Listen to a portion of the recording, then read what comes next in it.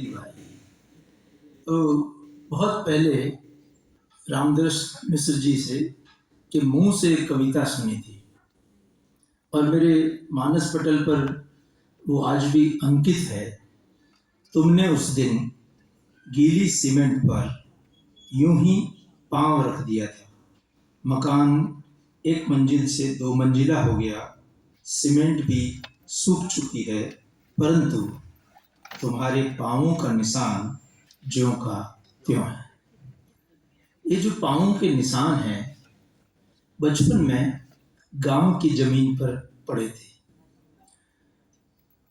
सहचर है समय 4 भागों में विभक्त है। बंजारा जी ने मुझे आदेश दिया कि आपको 10 मिनट में 600 पेज पूरे करने हैं, यानी 600 पेज की यात्रा 10 मिनट में कहनी है।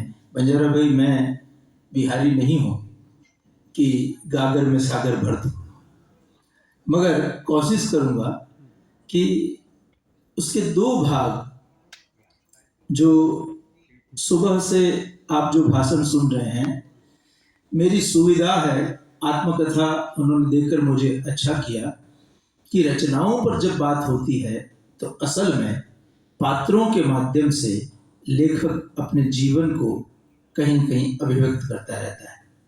इसलिए चाहे वो कहानी हो, चाहे वो कविता हो, चाहे वो उपन्यास हो, चाहे वो निबंध हो, लेखक ने कही तो अपने आत्म की बात ही है। फर्क सिर्फ इतना है कि रामदास मिश्र वहां नहीं है, कोई और आपके सामने खड़ा है। समय के सहचर की शुरुआत कहां से होती? कुछ मित्र जो शोधार्थी हैं, उन्होंने आग्रह किया, और शोधार्थी भी कैसे रहे होंगे? सूर्यदेव जी जैसे। मैं सूर्यदेव जी को लिखते हुए देखता हूं तो मुझे आश्चर्य होता है। अब पता चला कि इतना सारा सूर्यदेव जी लिख कैसे देते हैं, क्योंकि आखिरकार शिष्य तो मिश्रा जी के हैं, जिन्होंने 90 साल में इतना कुछ लिखा है। उस समय धीरू भाई बोलकर टाइप करने की व्यवस्था नहीं थी, कलम से कागज पर शब्द उतारने पड़ते थे, और जो विपुल मात्रा में साहित्य रचा गया, वो साहित्य का प्रारंभ उनके गांव से होता है, जो बीहड़ के कछार में। और मुझे उस भूगोल की चर्चा नहीं करनी है क्योंकि सुबह बात हो चुकी है। तो शोधार्थी मित्रों के आग्रह पर उन्होंने परिचय भेजा और उसमें एक पहला लेख लिखा, जहां मैं खड़ा हूं। उसको लिखते लिखते उनके मन में एक जिज्ञासा जगी कि क्यों नहीं मैं अपने जीवन की यात्रा को लिखता चला जाऊं। मगर उन्होंने अपनी आत्मकथा में लिखा, मैं बड़ा संकोची मन रहा है। तो एक संकोच मन में उठा, कौन पढ़ेगा तुम्हारी आत्मकथा को? ऐसा क्या है तुम्हारी आत्मकथा में? हम जानते हैं कि भारत में आत्मकथाएं अक्सर वही व्यक्ति लिखता है जिसके जीवन का उद्देश्य बहुत बड़ा हो। ये भारतीय मान्यता है। विदेशों में आत्मकथा, टॉलस्टॉय ने आत्मकथा लिखी, आप देखिए उनकी आत्मकथा क्या है। विदेशों में यह मान्यता थी कि आप जीवन में जो प्रकट न कर पाए, जो छुपा रह गया, वो ईश्वर के सामने जाओगे तो वो आपसे पूछेगा कि तुमने जो पाप किए वो प्रकट क्यों नहीं किए। तो आत्मकथा में वो कन्फेक्शन करता है, और कन्फेक्शन में वो बातें लिखता है जो उसने कभी प्रकट नहीं की। मैं मानता हूं भारत में किसी भी लेखक ने कन्फेक्शन करने के लिए आत्मकथा नहीं लिखी।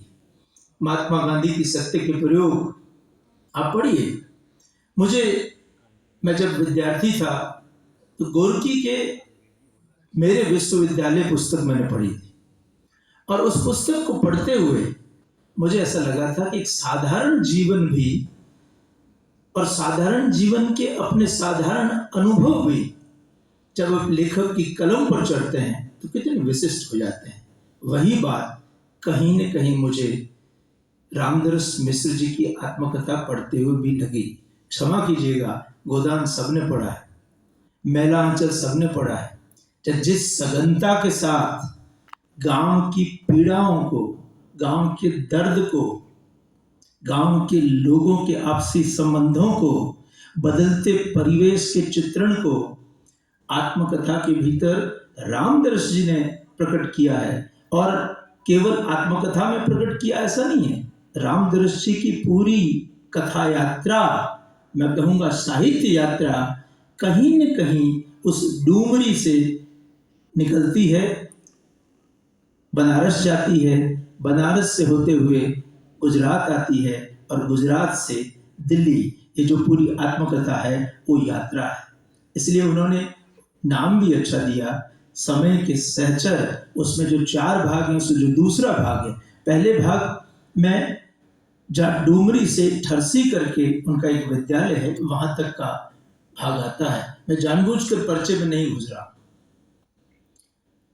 गांव में छोटे छोटे अनुभव आपके साथ कह के मैं आगे बढ़ जाता हूँ।